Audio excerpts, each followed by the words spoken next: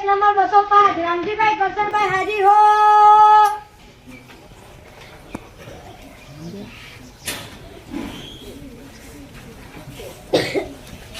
હું જે કેસ તે સત્ય કે સત્ય સિવાય કઈ નહીં ગયો. મિલન, મારા અસીલ તારીખ 6 જુલાઈ 2022 ના રોજ ખેતરથી આવતા હતા ત્યારે તેમનો પર હુમલો કરવામાં આવ્યો છે. તેનો સમગ્ર ઘટનાક્રમ તેઓ જણાવશે. દસ સાત તે દિવસે હું ખેતરથી ઘરે આવતો હતો ત્યારે તે સમયે નદીમાંથી 2-3 માણસોએ મારી ઉપર હુમલો કર્યો. તેથી મારા માથા ઉપર લાકડી મારી તેથી હું બેભાન થઈ ગયો. પછી મને ખબર નથી જ્યારે ભાનમાં આવ્યો ત્યારે હું દવાખાનામાં હતો. રામજીભાઈ, તમે 10 સાહેબ જણાવશો કે આ હુમલો કોણે કર્યો છે?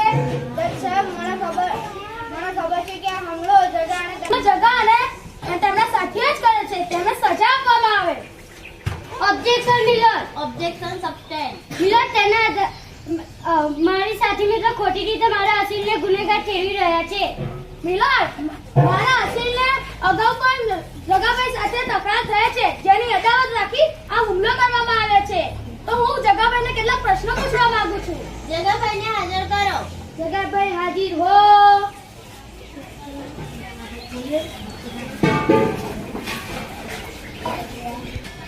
આપણે રામજીભાઈ સાથે અગાઉ તકરાર થયેલ છે? હા. કયા મામલે?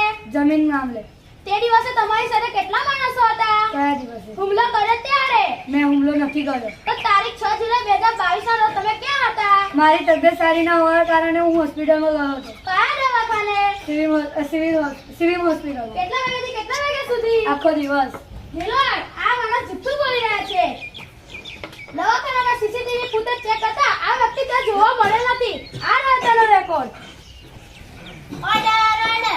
મિલન, તેના આધારે કાંઈ સાબિત થતું નથી. તેથી હું પણ રામજીભાઈને કેટલાક સવાલો પૂછવા માંગુ છું. પૂછી શકો છો. હા, તો રામજીભાઈ, આ બનાવ બન્યો ત્યારે કેટલા વાગ્યા હતા? 8 વાગ્યા હશે. અંધારું થઈ ગયું હતું? અંધારું થવા આવ્યું હતું.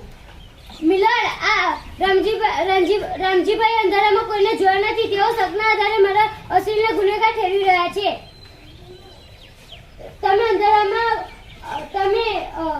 તમે જગાભાઈ અને તેમના સાથીઓને ઓળખ્યા ખરા? ના સાહેબ, અચાનક હુમલો કર્યો તેથી મારી ઉપર અચાનક હુમલો થવાથી મારા આંખે અંધારા આવી ગયા હતા. તેથી મને ખબર છે કે જાગો ચહેરો જગાનો જ હતો. મિલન, ઘટના સ્થળેથી એક કડું મળી આવ્યું છે, જે ઝપાઝપી દરમિયાન પડી ગયું છે, જે જગાના સાથીના કાળુનું છે. કાળુભાઈ હાજીર હો. સત્ય જેવા કાર્ય. તમે જગાભાઈને ત્યાં કામ કરો છો? હા. આ કડું તમારું છે? હા સાહેબ, આ કડું મારું નથી. મિલન, આ જુઠ્ઠું બોલી રહ્યા છે. આ કડું તેમનું જ છે. આ રહેતાનો ફોટો.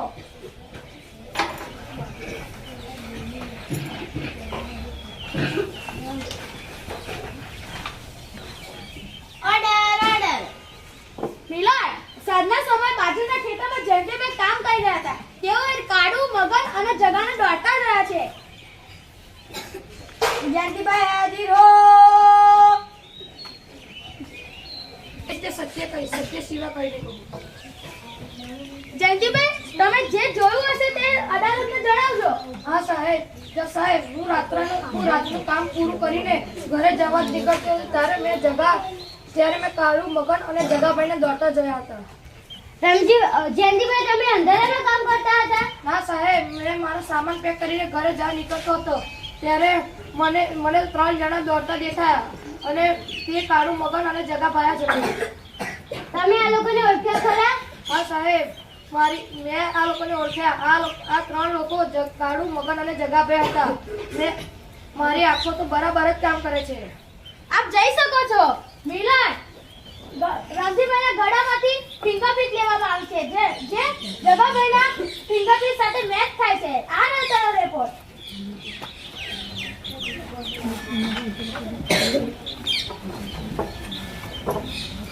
તમામ સબૂતો અને સાક્ષીને ધ્યાને લઈ અદાલત એ નિર્ણય પર પહોંચી છે કે રામજીભાઈ જીવલેણ હુમલો જગાભાઈ અને તેમના સાથીદારોએ જ કર્યો છે. કલમ 302 અને 307 દ્વારા જગાભાઈ અને તેમના સાથીદારોને 5 વર્ષની કેદ અને રૂપિયા 1 લાખ દંડ ફટકારે છે. Court is over.